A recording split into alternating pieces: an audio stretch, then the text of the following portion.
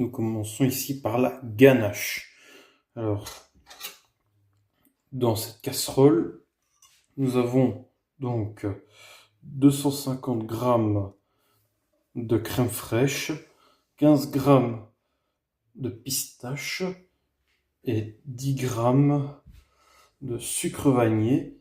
Ici, nous avons donc 70 g de chocolat blanc et ici, nous avons 4 g de gélatine. Tout d'abord, nous allons commencer par porter à ébullition ce qui est déjà mis dans la casserole. Voilà, maintenant que ça bout, je vais maintenant venir ajouter mon chocolat blanc hors du feu et il va fondre tout seul. Au fur et à mesure que vous mélangez, il va fondre tout seul.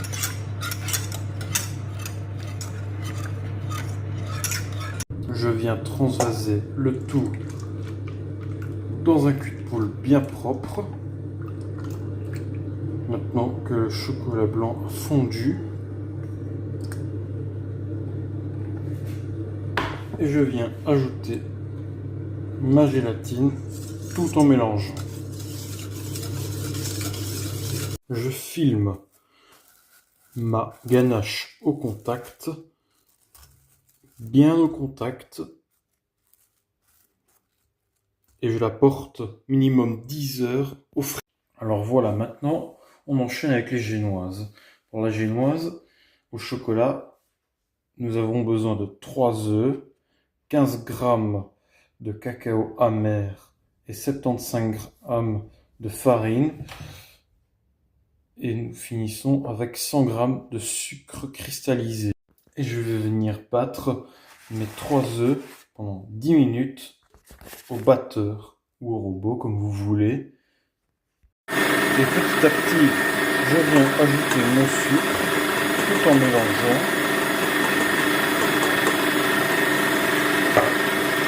Vous voyez ici, ça devient blanc comme de la neige. Et on va bientôt pouvoir ajouter.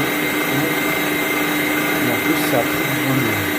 Voilà, là maintenant, je vais venir ajouter petit à petit mon cacao amer et ma farine tout en mélangeant. Voilà, notre mélange est terminé. Alors maintenant, je viens tout mettre sur une plaque de cuisson recouverte d'un papier, bien étalé partout.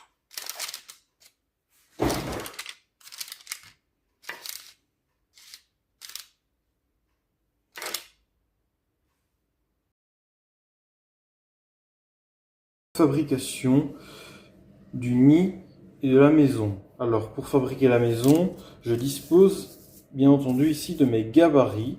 Vous pouvez choisir ce que vous voulez faire comme maison, libre de choix. Alors la pâte sablée, je ne vous la montre pas. Je ne vous montre pas comment la faire. Et je ne vous explique pas de recette parce que tout le monde connaît. Vous faites ce que vous voulez. Afin d'obtenir une épaisseur bien régulière, je mets ici des réglettes. Normalement, ça se trouve sur Amazon, ou bien vous pouvez aller en acheter chez Bruyère, ou Paniblon, ou chez Ikea. Alors voilà, maintenant, je vais découper tout au long de ma gabarit.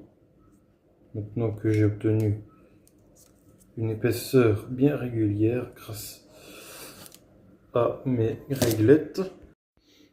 Alors les amis, voilà le résultat final des gabarits.